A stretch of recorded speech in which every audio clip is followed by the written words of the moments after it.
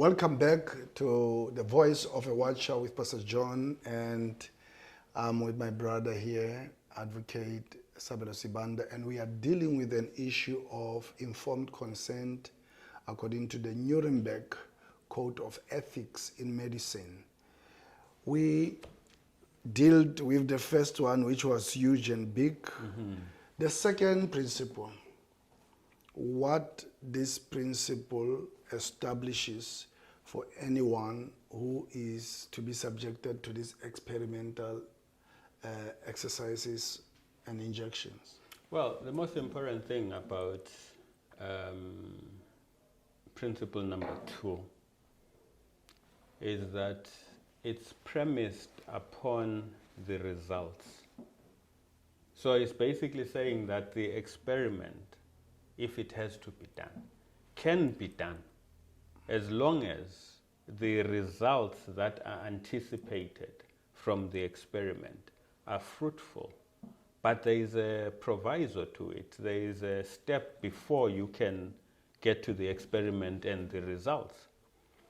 It must be such that the results are good for the society in general, and it must be such that these same results that we anticipate to get by way of the experiment cannot be obtained by any other means, cannot be obtained through studies, but it can only be by way of this particular human participation in the experiment.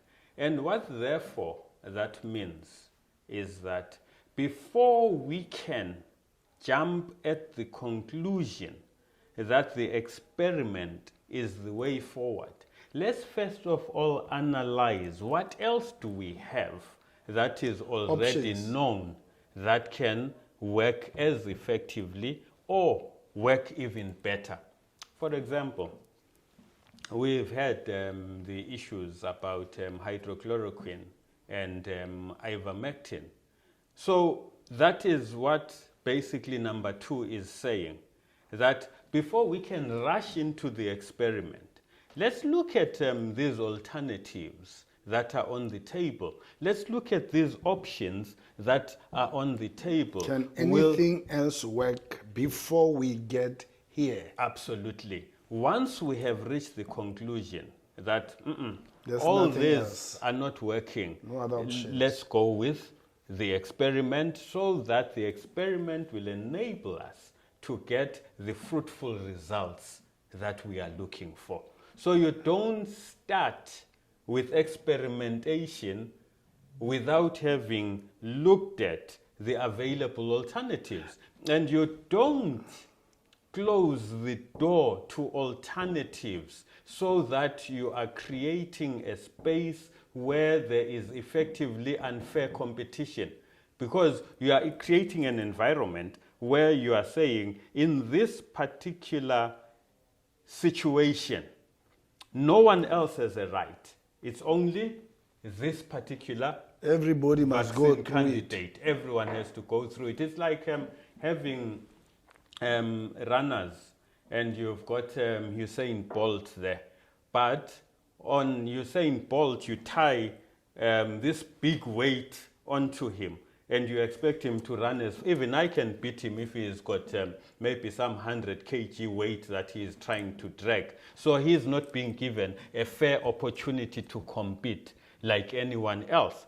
So basically what it therefore means is that these other protocols should also be given a fair opportunity to be seen if they are effective or not, if they give us those fruitful results.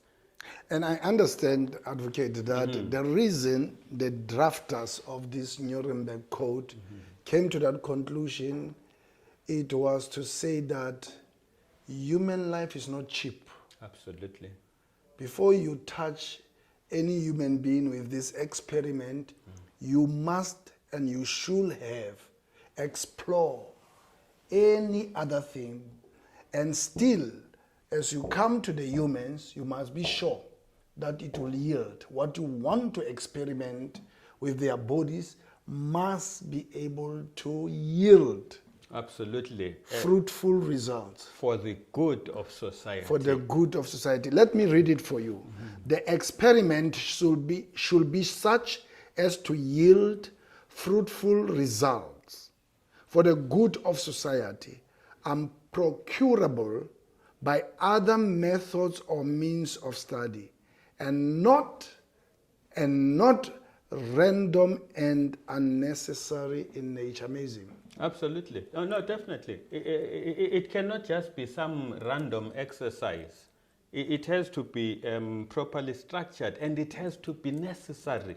And what determines necessity? What determines necessity is that we have this condition that we have to contend with, and we don't have anything else to basically address it. So that renders it necessary. But if we have other things that address it, then it's a totally different ball game. But again, this takes us back, Pastor John, to what we were talking about the last time on informed consent.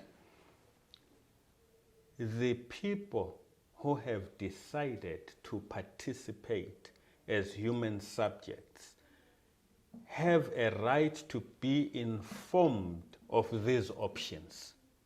So one of the reasons why number 2 is there is to say we cannot start here without looking at these other available alternatives.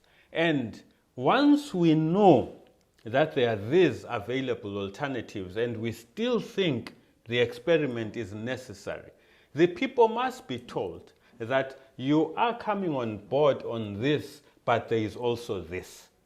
And they have a right after that to say, yes, I am in. No, I am not But in. on the contrary to what you are saying, what we have seen, what we have experienced is that these big farmers and governments, in their working together, has actually went against this principle, in that even when it was known that your hydroxychloroquine can contribute, can help, your ivermectin can help, they basically withdrew them from the shelves. They, like people who don't want any other alternative but That is the vaccination one. That is a gross violation of the code, and what it necessarily means, therefore, taking us again to the introduction that we did, which was to say people must be careful about how they become complicit in this whole thing. So one thing I can guarantee is that it was not the minister who was going around every shop and removing these things. There were people who were doing it. So these people themselves run the risk of being liable for removing life-saving medication at the detriment of the people. The person can also be liable by removing the alternative to the extreme, which is experimenting on the human body. Absolutely.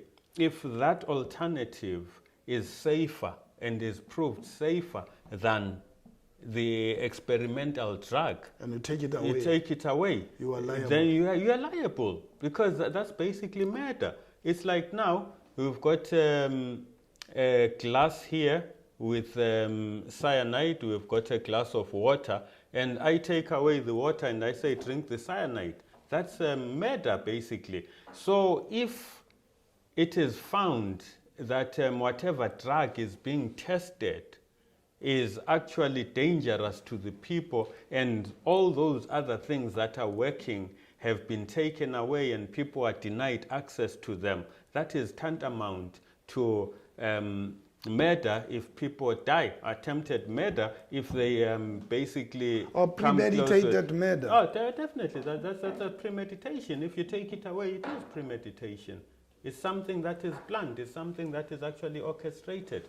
That is why people have a right to say no if this is what is happening. And in actual fact, one of the things about the right to say no, the right to say no is not confined to experimentation only.